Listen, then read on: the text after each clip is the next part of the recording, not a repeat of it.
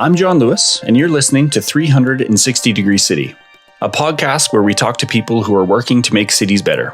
Our hope is that after each episode, you'll start to see your own city from a slightly different angle. As I scroll through my Instagram feed, I often feel a sense of déjà vu. Any day of the week, I see a smiling woman, center frame, in front of a colorful mural. There's a couple striking a pose beside a newly designed building. I see a top-down view of an elaborate meal, and then another view of another meal. Lately, I've been seeing endless photos of Calgary's amazing new Central Library. What I see on Instagram is almost always positive, aesthetically pleasing, and celebratory. It's often also a bit repetitive. I don't see many dirty streets, dilapidated buildings, or frowning people. Have you ever wondered how these Instagram photos, highlighting curated glimpses of people's lives, affect our cities and how we think about these places? Do repeated posts about a new library, a pretty mural, or a tasty brunch have an impact on the form of our city? Researchers from the University of Amsterdam have started to explore the relationship between Instagram and the city. So I thought I'd track down one of those researchers to learn more. My name is John Boy, and I'm a sociologist. I work at the University of Amsterdam as a researcher. John teaches courses about urban studies, sociology, and digital society to undergrads and graduates in Leiden and Amsterdam. His research interests vary from studying the relationship between religion and cities to studying how digital media affects urban areas. I'm a little eclectic sometimes, but that's because specialization can get boring. In 2017, John Boy and his research partner, Justus Uitermark, published an academic paper called Reassembling the City Through Instagram. The goal of this research was to understand how people represent urban areas on social media, and then how these representations feed into people's uses of the city.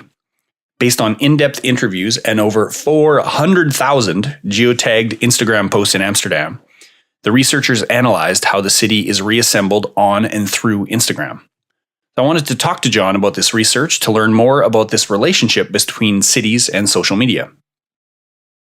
His research began with the goal to understand how local community relations are affected by digital media. John and his team thought they could find sites of local conflict by looking at how people use social media in their daily lives. So, for example, if an Amsterdammer was annoyed by scooters or rapid gentrification in their neighborhood, John thought that these small grievances would be expressed on platforms like Instagram. So we started collecting data, really with the idea that we could learn something about conflict. Recently, I told the story to somebody at a conference, and she looked at me and said, "Well, that was awfully naive of you, wasn't it? That you would expected to find conflict on Instagram." And I thought, well, gee, thanks. But I guess in a way it was because, as it turned out, when we started looking at the data that we were collecting, we weren't really finding any of this conflict that we were looking for. And instead, what we found was people doing what I guess everybody already knew people do on Instagram, which is celebrate the moments of their lives, the moments when they're having coffee, the moments when they're finding pretty things, when they're hanging out with friends. A lot of positivity, very little negativity, in fact, very little expression of grievances. So we started kind of taking that as our puzzle. Why is it that people have this seemingly unfettered means of expressing themselves on a platform like Instagram, and rather than kind of broadly expressing all sorts of attitudes or responses to their environment, there seems to be almost a degree of conformity to how people express themselves. And, you can think about what now we know as the satires that are made of Instagram, all the time around, the selfies and the avocado toast and so on. Yeah. Why is it that these things are so standardized, this high degree of conformity in how people are representing their urban environments in which they are representing what's around them? And and that's how we ended up really studying social media per se, rather than use social media data to reflect something else, which I think oftentimes it's very tempting as social scientists to say, oh, we have all these digital traces, as they're now often called, that people leave on platforms through transactions online and so on, and to take those as reflections or as proxies for something else. But what we found we had to do, first of all, is to really kind of study social media on it as such, to understand what it is that people actually do there, rather than just confine that to the platform and how individuals interact with their devices. We really were interested in how it kind of fits into everyday life and into kind of the urban ecology, if you will. Mm-hmm. So that's how our research developed. So coming from the naive idea that we could learn something about conflict to figuring that we have to understand social media within everyday urban life. Yeah, and that's right. That's probably the trajectory. That's interesting, and I think an interesting reflection of starting with the idea of conflict and then using Instagram and finding that it didn't necessarily exist there, which is in our shop we've talked about this a lot recently, that even our company posts we have a lot more going on Instagram because we want to engage less and less with the cesspool that is Twitter because we want to, we try to have a positive view of the world. So that's interesting that your trajectory kind of took you that way.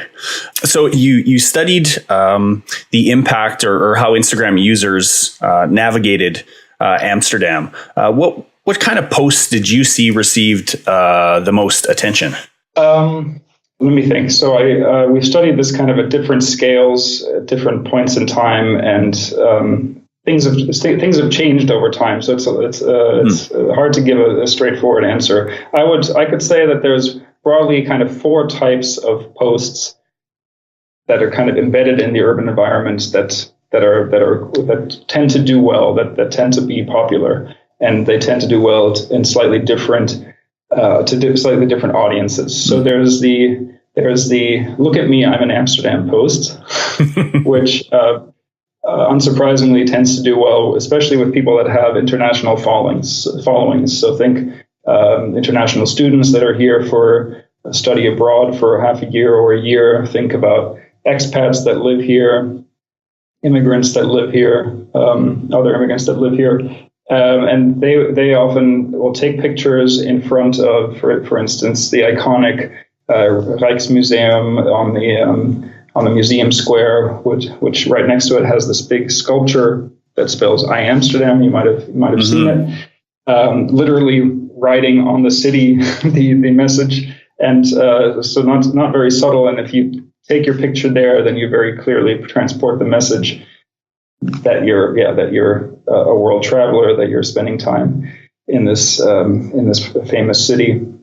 And other kinds of architectural highlights, those kinds of things tend to do well. People on bridges around the canals, people in front of the Eye Film Museum, which has a very distinct architecture, and so on. So that's one type. Mm-hmm. Another type is anything having to do with the body, really. So a lot of selfies, oftentimes taken at gyms, tattoo parlors, where really, working on your body and expressing yourself through your body is very much at the center. Mm.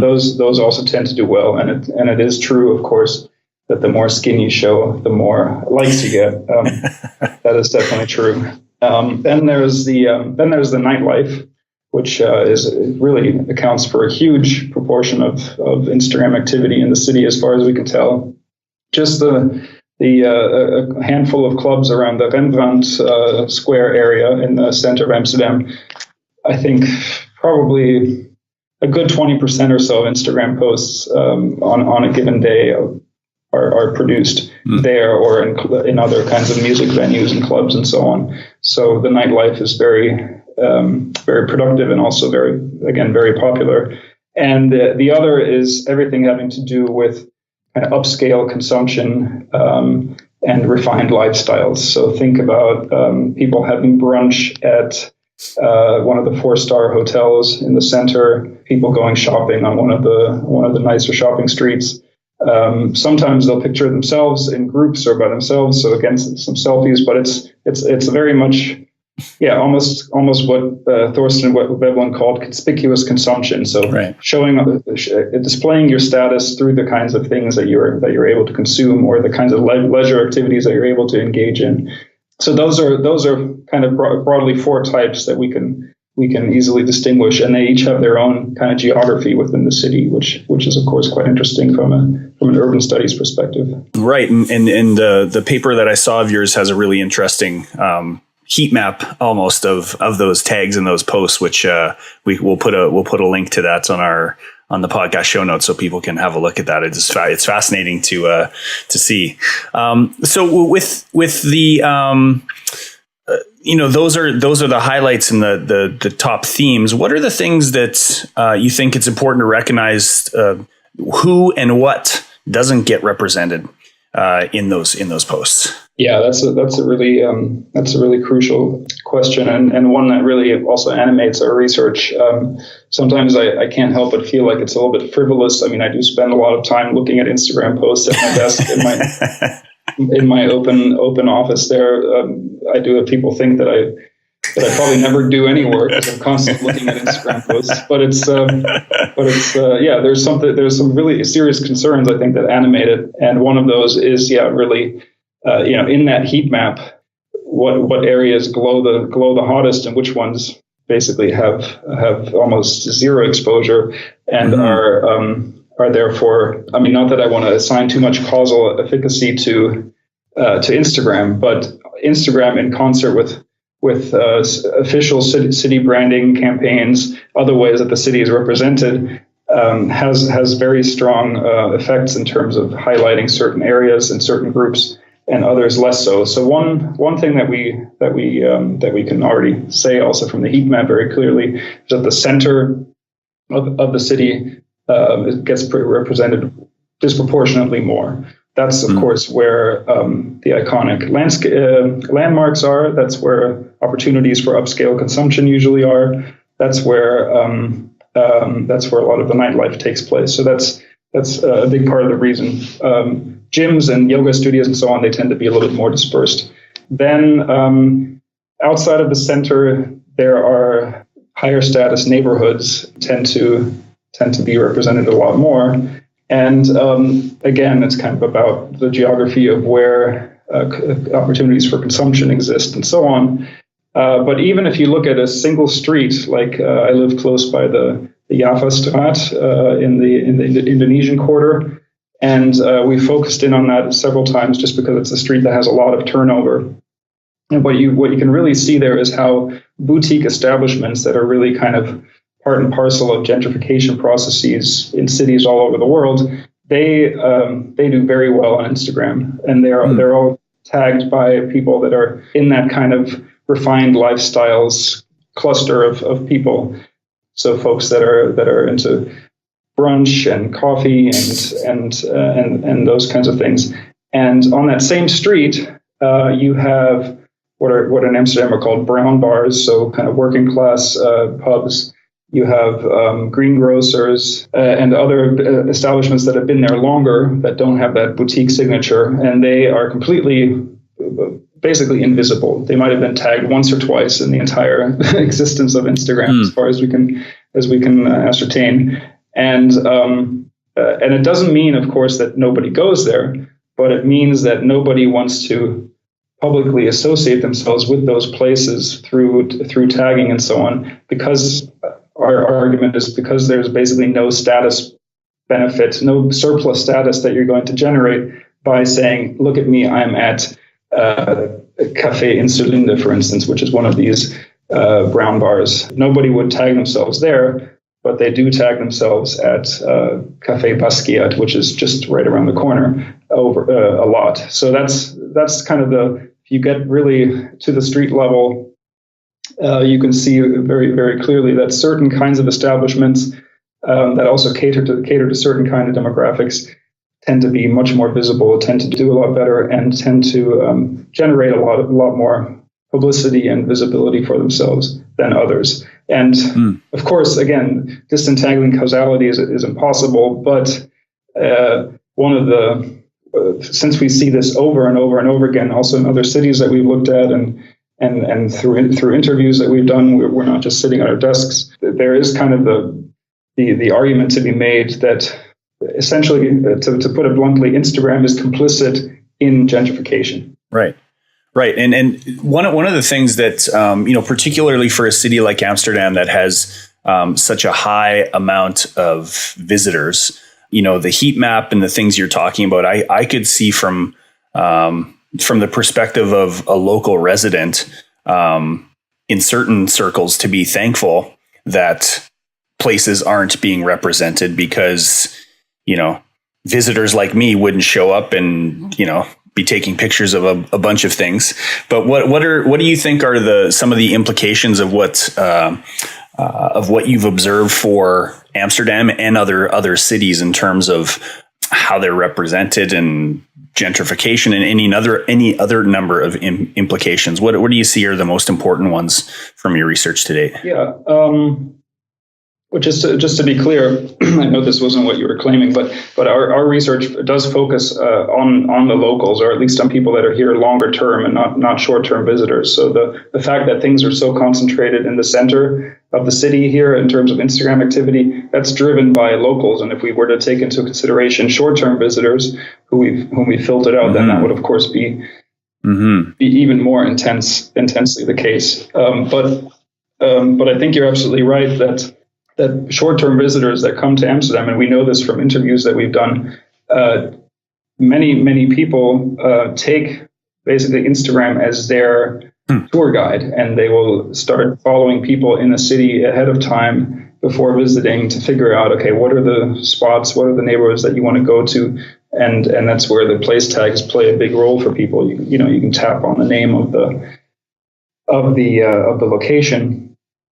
And then see who else has been tagging there, where have they gone to, and that's how people often kind of scout locations that they want to go to before visiting somewhere. And that's where, of course, there's a kind of feedback process where people go to places that are already visible, and then they in turn picture the places that they go to, which leads to they're becoming more visible. So there's a kind of recursive process there of raising visibility and status of some places, whereas others stay outside of this process. Now, it was just announced maybe about 2 weeks ago that this Amsterdam sculpture by the Rijksmuseum is probably going to be removed soon, and that's really part of dispersal efforts, essentially by the municipality, to say we don't want people to be so, especially short-term visitors, to be so concentrated in just one spot in the city, because it leads to congestion.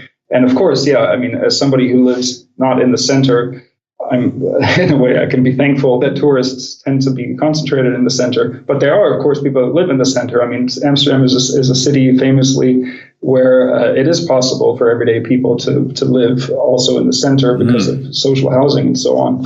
And they are not too pleased with the fact that, every day they have the noise of rolling suitcases from the Airbnb visitors and the stag parties and all those things going on. And one of the ways the city is trying to deal with that is, of course, they don't want less tourists to come, because that's been pretty good for the city in terms of bringing in money.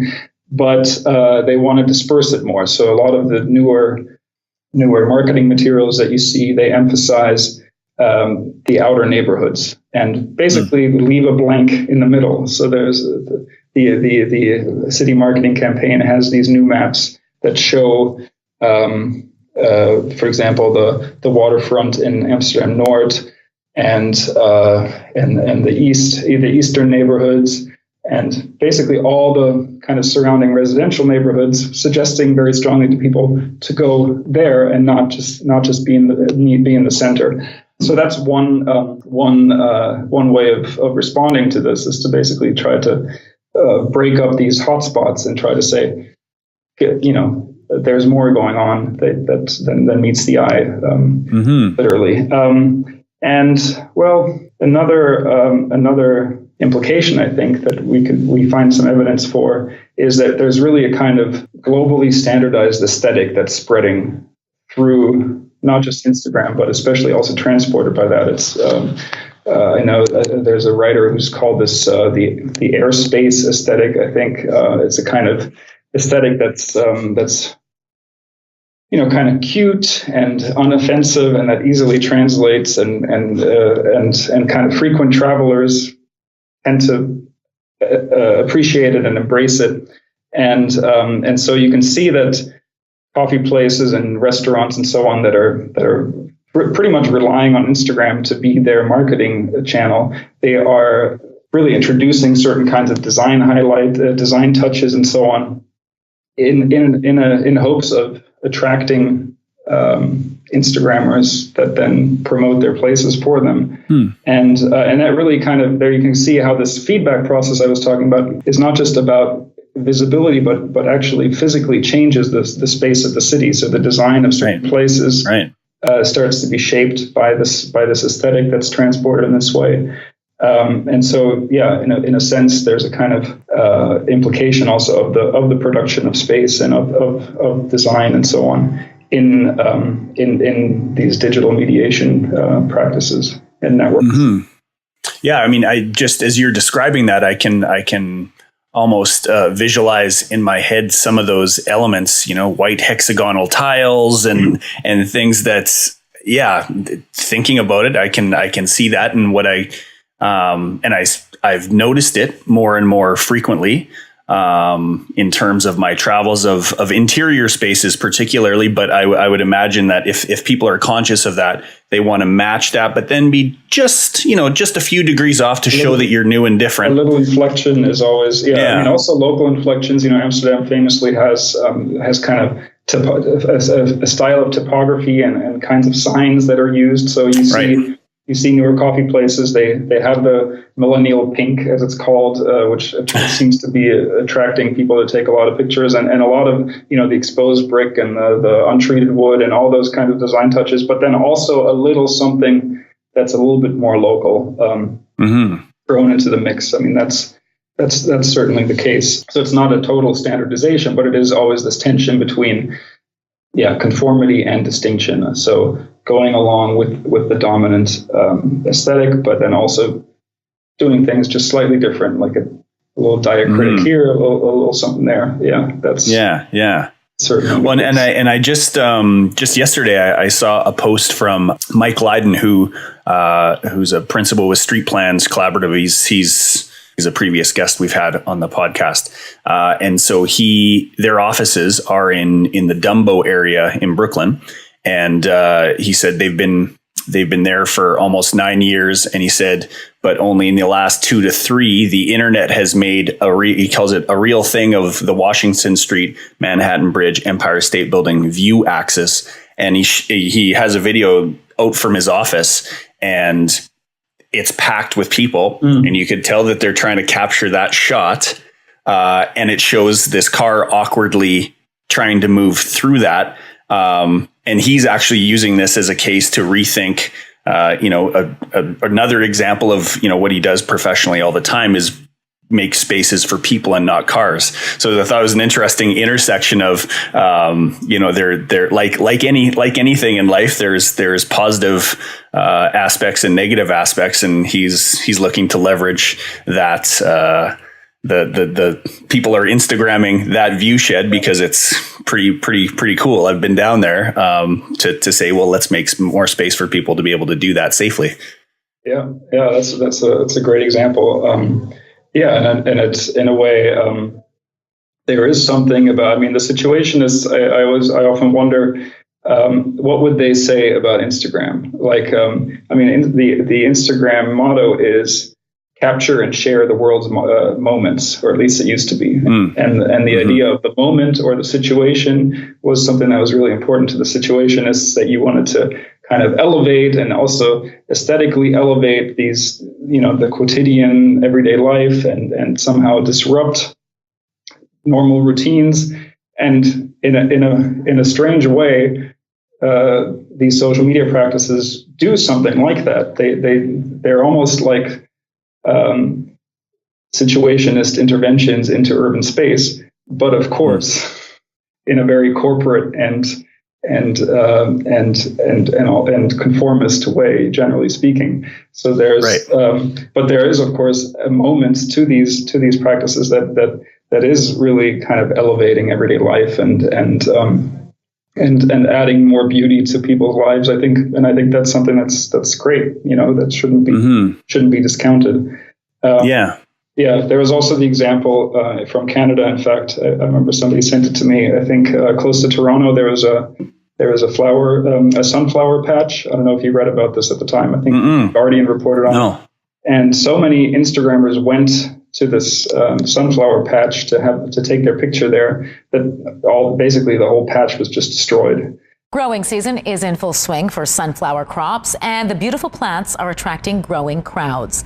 The open fields have become a hotspot for selfies. There are a group of people here taking pictures of themselves amongst the sunflower. And there's recently a writer compared these emerging Instagram hotspots to almost kind of pilgrimage places, because there's kind of a process of migration starting to go to certain places. Yeah, paying homage in the form of taking pictures. Oftentimes, very much the same picture over and over again. So yeah, and I think that idea of moments, there's a pretty, you maybe couldn't tell on an Instagram post, but the origin or the intent behind the moments, or maybe the origin is more accurate, between organic and manufactured, right? So if you were walking down the street in Dumbo and happened to see that view shed, your individual experience would be very different than if you took a couple of subway connections to get there to take that picture.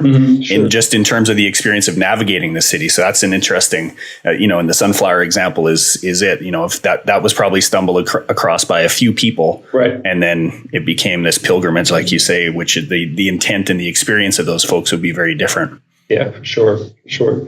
Yeah. And in the case of Amsterdam, and I'm sure many other cities, the city marketing actually people, this is a well-known process, I guess. It's, I'm not stumbling on anything new here, but there is a website on the Amsterdam website that's something like the 15 greatest Instagram spots to go to in the city. So, and notably, most of them are outside of the center. So this is, again, part of this kind of dispersal strategy. You can see it at work there. Yeah, but it's definitely, it's something that people have become well aware of, and it's they're strategically taking it into consideration that there are these effects of building up hype and attention and buzz around places through these kinds of circuits. Have you experienced or heard or researched any examples of particular design interventions, I guess at an urban level rather than interior design, where people are doing things intentionally? I can think of something like public art, for example. Maybe an artist or a municipality says, we want this kind of public art because that really attracts people. Have you seen any evidence of that? Somebody who contacted me was asking me, have you noticed angel wings being painted on the side of buildings around the world? And I hadn't until then, but of course, it's like one of those things. Somebody points it out to you, and I do look at a lot of see it everywhere then. And then all of a sudden I realized, like, oh yeah. And she had, I forget the origin story exactly, but it was one restaurant in LA or something that had started this. And then, it's very simple to draw angel wings somewhere. And then of course people can stand in front of them. Certain kinds of murals. I don't think I have any kind of evidence to show that somebody commissioned a certain kind of mural because they knew that. But in the Pipe neighborhood here in Amsterdam, there's a mural that just says "Wake me up when I'm famous," and then there's a park bench right in front of it. So it really invites you to just lay down on that park bench and have your friends take a picture of you. And people do a lot. And those kinds of things. Other than that, there's in Hong Kong, there's a whole pier that where so many people take pictures because you can take a picture of yourself on the skyline that it's now actually known as Instagram Pier. Is that right? I wonder if there's more examples like that. I know there's a sociologist in Toronto who's studying one of the newer parks there, also under this, I forget what the park is called, also under this aspect of how it was basically designed with the photographic lens in mind. And Oh, interesting. So, yeah. It's something that I'm trying to get a more systematic picture of, but it's always tough to kind of disentangle. Was this is this something that was strategic? Yeah. And so we've started doing some interviews with people, for example, in cultural institutions and in marketing agencies and so on, who do see a little bit more of the strategic considerations behind certain kinds of design decisions. And there is very strong evidence to suggest that, people are very, very much aware of these kinds of feedback processes and so on. And it's starting to inform thinking and design and things like that. Yeah. On the other hand, there's also, from for example, a recent interview I did with a restaurant owner.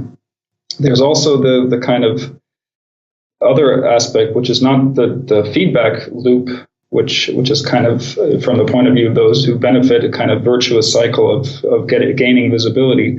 But there's also the aspect of kind of people living in parallel worlds. So if you have a cafe that has these design touches where people want to take pictures of themselves all the time, then they're not really present for the space of the cafe, but they're present for whatever imagined audience that they're taking a picture for. And so they kind of turn the public space of the cafe into the backstage of their mediated performances.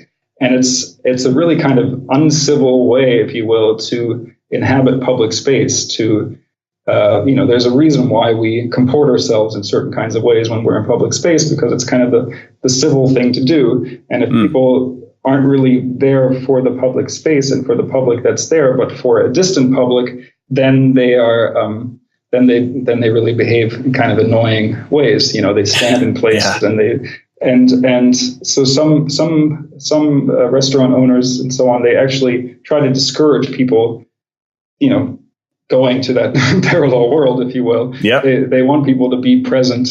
And not worry about taking pictures of their food and of the walls and so on. So it can also work the other way, basically, is what I'm saying. People can decide, actually, we don't want people, performing all the time for a distant audience. We would like them to just take it easy for a minute and actually live in the moment and not just perform living in the moment for their followers.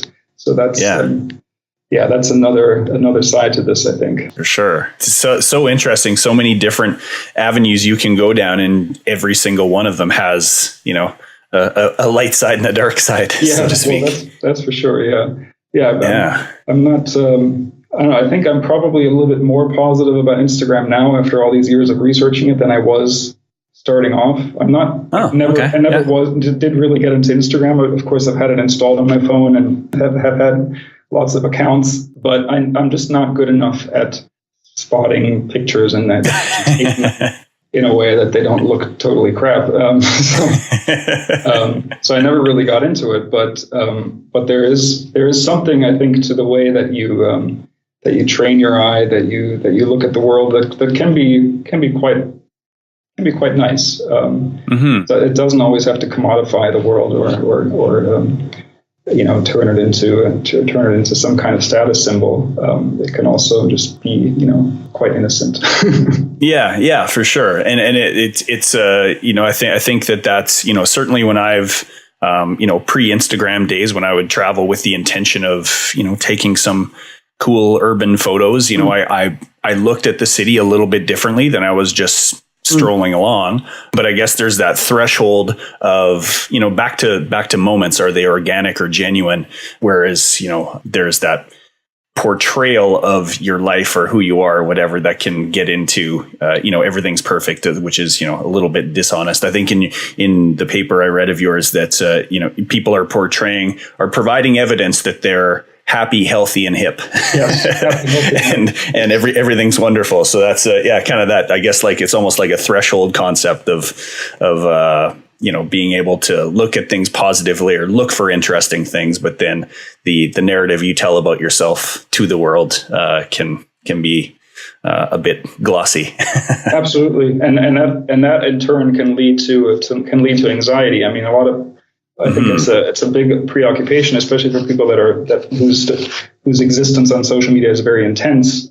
how they self-represent and what kind of image they project becomes a big consideration. So on the one, and everybody we talk to is basically quite aware of the fact that yes, what's in my Instagram feed is much nicer than what my life actually is like, and yes, maybe I should be a little bit more authentic, and so there are again new anxieties that are being generated through this, that people then try to negotiate in different kinds of ways. So yeah, for sure. Yeah, I was just we're now at the time of year where it gets darker early, and so I've been out for a walk for the last number of evenings, and with that you can kind of have a peek into people's homes, and it just reminds you that not a single person in this world's home looks like an Instagram post or a design magazine. Yeah. There's crap all over the place, and right. Real life versus what's portrayed. Yeah. Right. So just one second last question I want to ask is having a professionally scanned Instagram for years now. Do you have any thoughts or recommendations for folks out there that might be users of Instagram and how they navigate a city? Well, since I just really exposed myself as a kind of hypocrite, who's really bad at Instagram, I'm a little bit hesitant to give any kind of advice. But let me think. I mean. I think one thing that I've learned from kind of the more interesting people that I've interviewed, the people that have done more interesting stuff with Instagram that I've interviewed, is that you have to kind of make an effort to expand your aesthetic in a way. So if you only ever follow the people that are very similar to you and do the same kind of stuff as you and so on, then you're just going to keep seeing the same kinds of images repeated over and over again. So you have to kind of make an effort to try to find people whose aesthetic choices and consumer choices and life situation and so on is different. So I don't know. How about this? If I'm going to go take the role as somebody giving advice, here's a task: unfollow 5 people, and instead follow 5 people that are as different from you as you can imagine.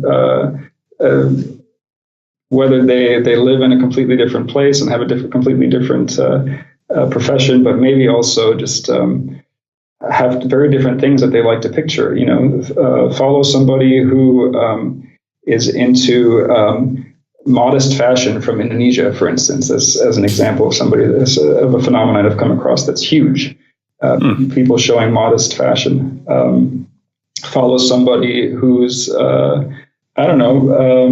showing the clutter in their house. Something along those lines. And I think that would be an interesting experience. Especially for heavy Instagram users, to try to kind of introduce a little dissonance, I guess, into the often very smooth experience that you get from seeing always the nice architectural highlights and the uncluttered spaces and the healthy, hip and happy images that generally confront us. So great, that's fantastic advice. I love that. Okay, in the next episode, how it went. Yeah, for sure. Okay, so the last question we have for all our guests is, can you share a city that you love and why you love it? Well, that's easy. I love New York. I lived in New York for about 8 years when I was in grad school. I lived in Crown Heights, Brooklyn, and in Bed-Stuy, Brooklyn. I love the streets I lived on. I love walking up and down Nostrand Avenue. I love riding the A train. I love walking into Fort Greene, going into the park.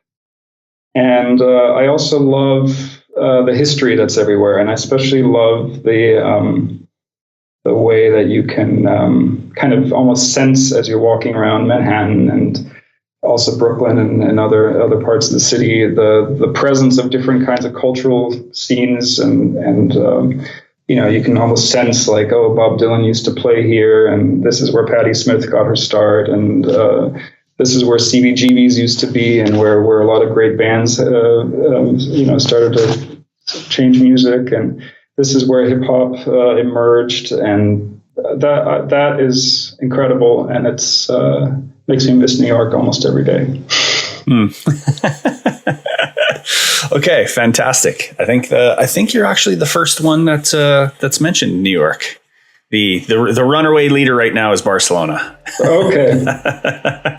I actually have never been, and I know that puts me in an ever smaller minority. Yeah.